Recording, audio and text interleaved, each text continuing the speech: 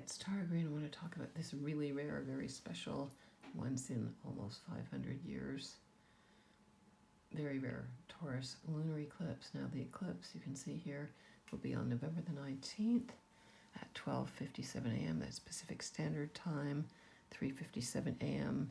Eastern Standard Time, and 8:57 a.m. in Greenwich Mean Time. Now that is at the totality of the eclipse.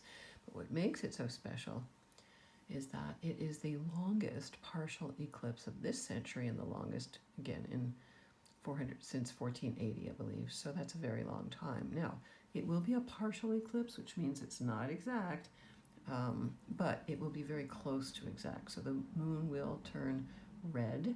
It will be visible across North America, Mexico, for most of the world, and the parts of the world that can see the eclipse or that it's totally visible to are the ones most affected. Okay, you can see the sun there is at 27 Scorpio, the moon is at 27 Taurus, so we're dealing with the Taurus-Scorpio axis, of course, and the moon, which is going to be eclipsed for 6 hours from starting around midnight, Toronto time, Eastern Standard Time, till around 6 in the morning, is also conjunct exactly the fixed star Algol, the most dreaded demon star, according to ancient astrology. That is Medusa's head that was severed by Perseus, the Greek hero. Now, it's also conjunct the Pleiades, which are a few degrees past that at 0, 1 degrees Gemini right now. So that's a pretty tight conjunction too. Now, the 7 weeping sisters, the Pleiades, were considered to be the ET ancestors that created humans, and a lot of channelers, of course, channel with the famed 7 weeping sisters. Okay, Native American indigenous myth talks about them as being the creator gods, as does many cultures all over the world. So that's going to be very interesting too. Now, there's a lot going on here, as you can see. This eclipse, being in Taurus, is ruled by Venus, and there she is at 12 degrees of Capricorn. So in Capricorn, she's very earthy. Taurus is the first earth sign. It's fixed, it's solid, it's sensuous, it's about values, it's about money. It is about the bull market, so there could be some really big financial changes happening here. Eclipses repeat every 18 plus years, so you want to look back at what was going on in November 2003 in your life. A cycle that started then, very close to this degree, is coming to a close now, and a new 18 plus year cycle is starting. Okay. So because we're dealing with this kind of demon star, which I really would like to reclaim, Medusa, one of the things I really like to do is to reclaim all of these Greek patriarchal myths. She was originally a beautiful, strong Amazon warrioress from Libya. So she was a woman of color fighting the patriarchy. And of course, all these myths are patriarchal teaching stories, brainwashing stories, just like everything else in the Bible too. They had to cut off her head because it was a signifier that the matriarchy was finished, that you could not fight back against the patriarchy. Right? Now, of course, the quality of being able to turn your enemies to stone by looking at them, that really is the projection, is the men were terrified of the Amazons, actually. But we want to take back, I'm going to be doing a live Taurus Lunar Eclipse Astrology Moon Magic the evening before, November the 18th, at 7:30 p.m. Eastern Standard Time, to help you integrate the very important qualities of this lunar eclipse. So taking back Medusa's status and power and independence and beauty. She's not a demon. She's like Lilith in a way, and Lilith is at 12 degrees of Gemini, not that far away. But she's very much like Lilith. So taking back that projection of the rejected feminine, who's very powerful, very strong, and will not be dominated or colonialized. Okay, now again, Venus in Capricorn, so it's very earthy, very grounded. Juno is also in Capricorn at 1 degree. That's on the world point. Pluto, of course, is in Capricorn, sextiling the sun and trining the moon. So this is very much about wealth, about power, about soul power. That's Pluto, the unconscious, the underworld. Like during lunar eclipses, they're very internal. It is not good to manifest. Do not manifest anything during a lunar eclipse or a solar eclipse either. It is a time to go within as the moon's shadow is blotted out by the earth. The electromagnetic frequencies that the moon is reflecting are affected. We feel that in our bodies. We're mainly water. and our bodies will really register it because Taurus is very much gut instincts, very embodied. So the shadows, the projections, all of our unconscious material, the collective unconscious. This is a North Nodal lunar eclipse. I believe that all of them in this cycle of eclipses are pretty much all North Node eclipse. That means we're heading towards 1 degree of Gemini. Now the nodes move backwards. They're the nodes of fate. They're moving backwards through the zodiac. And in early 2022, the node will enter Taurus and then move backwards through Taurus. Okay, now Jupiter is also exactly squaring, pretty much almost exactly squaring the Sun and the Moon at 24 Aquarius. So Jupiter then brings in this sense of expansive freedom and action and reaction and liberation and newness and technology and higher learning and all kinds of things like that. Now, because we're dealing with Scorpio energy as well, with Mars, the ruler of Scorpio, in that sign, Mercury in that sign, we want to delve deep. We want to look below the surface. We want to see with those X-ray Scorpio eyes what's really going on. Okay, so this incredible passion and desire and strength and obsessiveness to this eclipse. Okay, now, of course, if you have planets at 25 degrees to 27 degrees of Taurus, you can also take it a little bit past 1 degree, 28 degrees Taurus. When it's eclipses, the orbs are very tightly conjunct, and only conjunctions matter. So if you're born in late Taurus, you will feel the impact of this eclipse very, very powerfully. I would say also if you have the Sun at anywhere between 25 to 28 degrees Scorpio as well, because you're on that axis, right?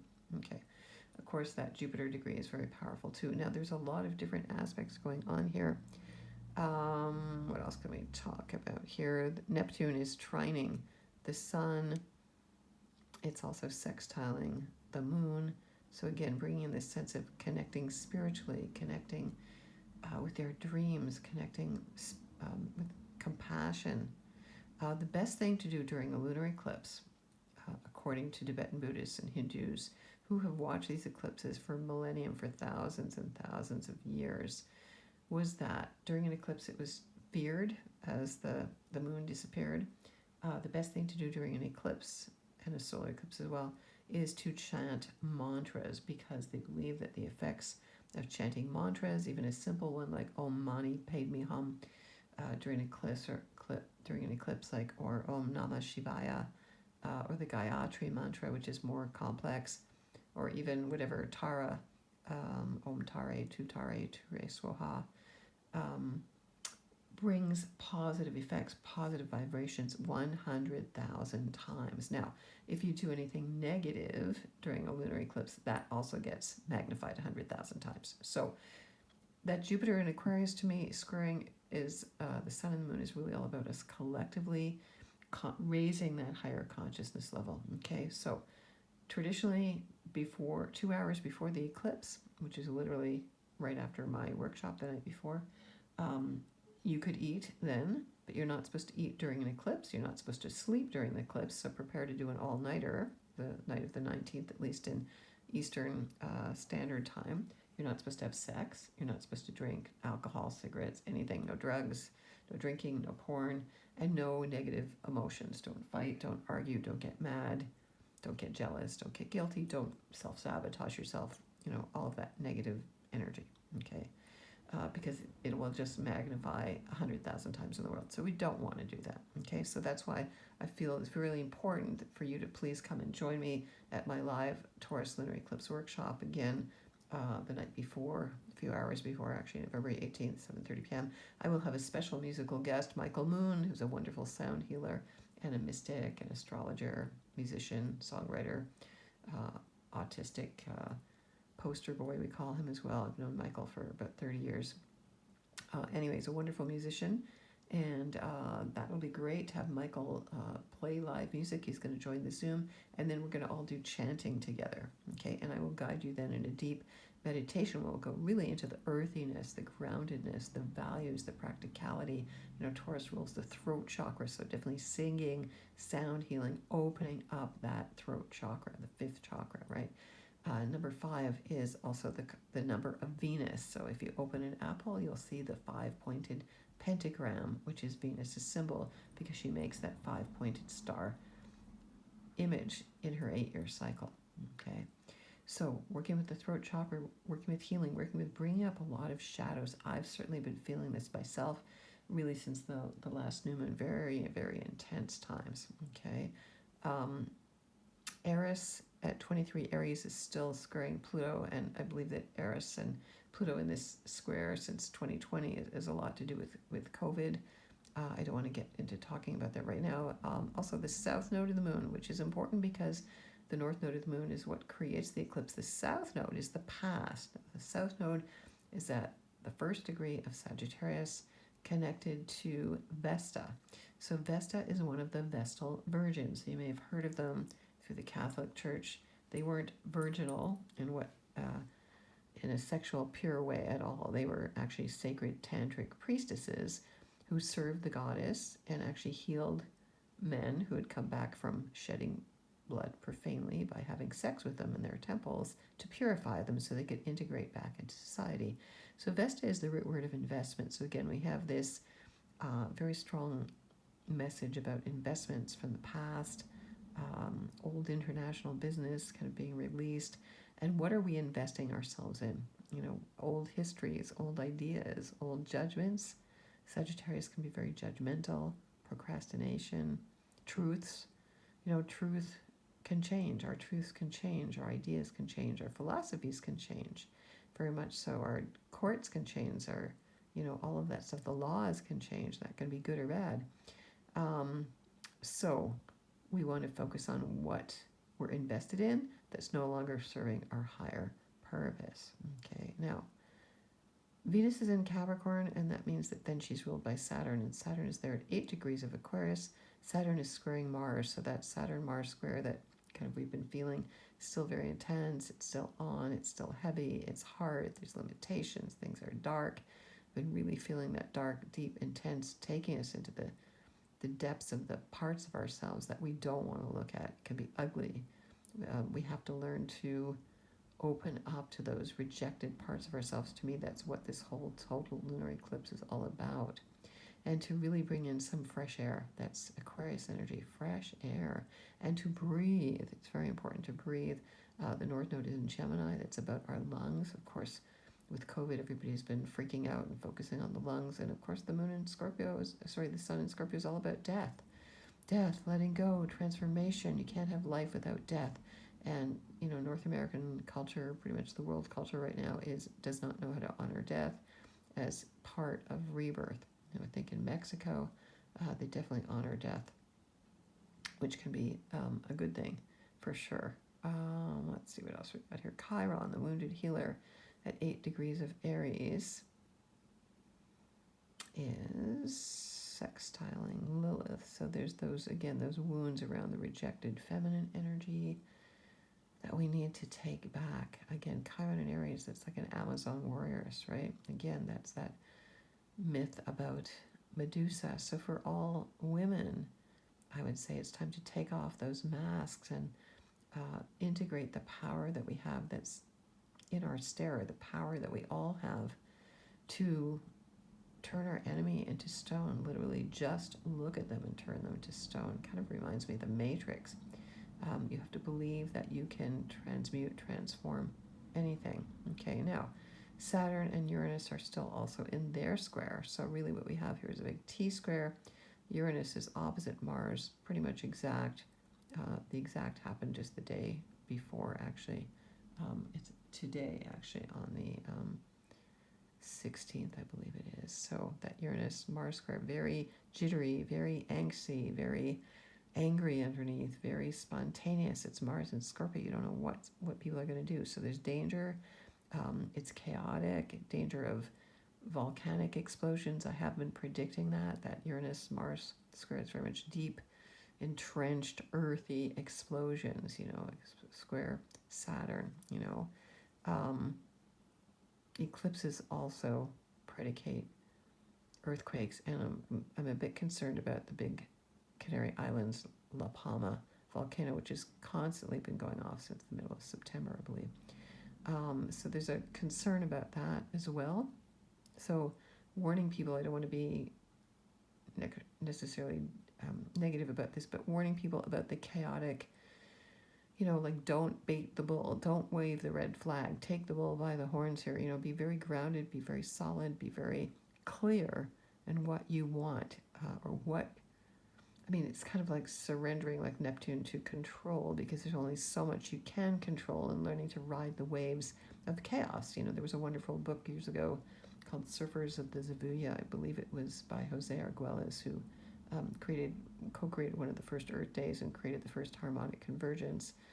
And he created the Mayan dream spell calendar, or brought the Mayan calendar back into focus, so that Uranus, Mars, there's something underhanded, something secretive, something we're not sure of, something in the technology, something in the science, squared Saturn there. So, look below the surface, that Scorpio, Taurus, look below the surface to find out what's real, what's physically identifiable, okay, against secrets.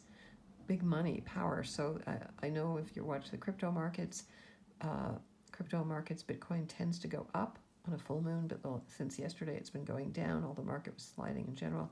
I believe that this is a correction, and the lunar eclipse will just make it worse. So there is also a danger of quite a big financial losses here. Some people can always gain, of course, but things are very chaotic. Okay, very, very chaotic. Excuse me. Oh, what else can we talk about here? You can see that, most of the planets are also over on one side. Most of the planets are in water and earth signs now more than they have been. So we're in a more feminine energy. And I don't know if you can feel that, wanting us to stay more grounded. But, excuse me, it's not a good time to travel. I would not recommend traveling on the lunar eclipse. Somebody asked that about their chart, especially if you're born with your sun at 27 Scorpio or Taurus, or Jupiter in Aquarius there, or opposite even late Leo there. I would not do that. I'm going to, during this eclipse workshop, also take you through a deep meditation where we'll really investigate Taurus and its myth, and how the first sign of the zodiac was once Taurus, and how, if you look at the ancient paintings in Lascaux, France, the most ancient paintings that we know, it is bulls, and how the bull was worshipped, and the bull market was founded under the sign of Taurus, the constellation of Taurus, actually. So how Uranus and Taurus, the earth, the resources, the food, the values, the money, all of that is being eclipsed. So there can be food shortages. A lunar eclipse gateway is 6 months until the next cycle. The eclipses come in pairs, usually at least for a year, every 6 months. So you want to think back about 6 months ago when there was the last eclipse as well, and that was in May, that eclipse, right? So Taurus energy, throat energy, thyroid stuff could be coming up. It might be good to take iodine, or at least use iodized salt. Again, the throat chakra is connected to the root chakra. So if you're going through a lot of fear, if you're very sensitive these days, I know a lot of people have been talking about remembering their dreams and really listening to their dreams. So Neptune is trining Mars, so there could be very deep, very intense, very powerful shadow dreams, breakthrough dreams, lucid dreams. They could be frightening, they could be scary, but that's good, because I realize that a lot of this eclipse is dealing with the big shadows, the shadows behind the money, the shadow government, the shadow Neptune, big pharma. So we want to deal with all of that, and our own personal shadows, because a lunar eclipse affects the personal and the collective unconscious. So again, really, really, really pay attention to your dreams these days. I believe there's going to be powerful images. Coincidentally, 2 people told me that I appeared in their dreams, actually, a couple of days apart, which is kind of interesting. So pay attention to that. Tell people if you dream about them. That's really important that we collectively share that. And in the eclipse workshop, I'm going to take you through a big, very deep, powerful, again, guided meditation. We are going to chant. Michael is going to have music. I'm going to have a PowerPoint presentation here as well to get you ready to deal with this energy. And I would really prepare by, fasting and getting ready to stay up and watch the eclipse. Now, even if you can't see it, if it clouds over, you will still feel it. So it's a very good time to it's a lunar eclipse. It's internal. It's feminine. It's receptive. Receive the downloads. Receive the energy, right? It is the lunar eclipse. The moon is in conjunct to the galactic center. So the galactic center at 27 degrees of Sagittarius, it's not shown on this here, is a very, very powerful point. I mean, Juno is very close to it, a few degrees away.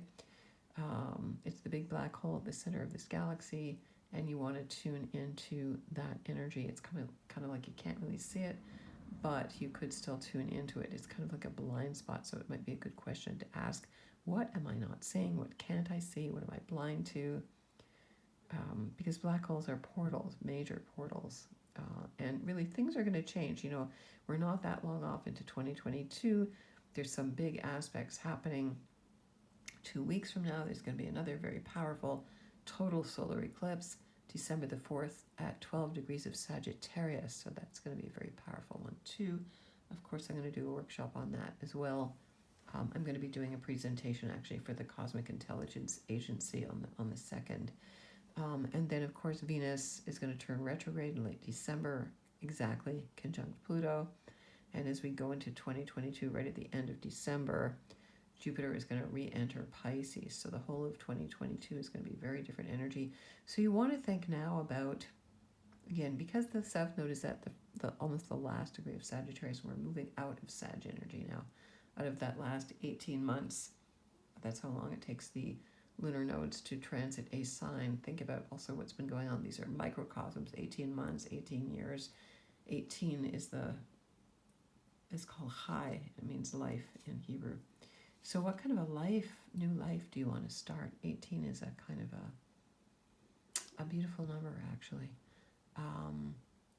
So we want to look at the big picture. We want to look at what our values are, how they've transformed, Uranus and Taurus, how they've transformed since COVID, since December 21st, 2020, when Jupiter and Saturn came together right on the winter solstice. I know it seems like it's much longer than that. And so where we want to go from here. So we can use that Scorpio, Mars, Mercury, Sun to get deep insights if we sit. So don't travel, don't party, get really, really quiet. It's a time to receive. Lunar eclipses are very special. And because this one is so, so rare, I think I looked at what happened in the 1480s, and it had something to do with the Templars being charged for the first time with handling money for the king, which is really interesting, actually. And there's a special synchronicity that I'm going to talk about during the workshop if you come. So again, pay attention. The energy is going to be very intense with that Mars-Uranus square coming up, and that is in effect at this eclipse as well. So again, erratic, but time for massive change, massive turnover, massive letting go, of energies. And I guess that Pluto sextile to the sun, Pluto is about recycling, recycling the old histories, the old stories, the old patriarchal stuff. We want to change all that. We want to make and build and create. Taurus, it's very creative energy, do-it-yourself things that you make at your hands, things that have lasting value, art, tangible assets, real estate, gold, silver. I know everybody's into crypto, but that kind of thing with Taurus is really important. And the body is temple, so please join me. You can sign up on my website at terratarot.com. It's $28 Canadian for Canadians and $22 US for Americans. I also accept donations. So I want this workshop to be available for everybody who needs it. So if you feel called to really observe the power, the real energies, the circuits, the vibrations that are coming in, using sound healing, using the power of your voice and chanting to really create some beautiful, positive energy, which we really need to do. We need to work collectively. That's Jupiter squaring the sun and moon there. So, and working with our dreams and envisioning a new reality, okay? Very, very important, okay? Working with the Pleiades. I'm going to channel the Pleiades as well, reclaiming that rejected feminine Medusa shadow and taking back our collective power, to really for thousands of years of everybody's been colonized, You know, that's the colonization started with the patriarchy, and men too. You know, women especially, because it's Medusa. The Gorgon, she, you know, taking back that sense of embracing our monsters, embracing what we consider to be dark. You know, black has always been considered scary, and we need to embrace the dark as the moon goes dark into the darkness. And we see the shadow across the moon. It's perfect time to do shadow work.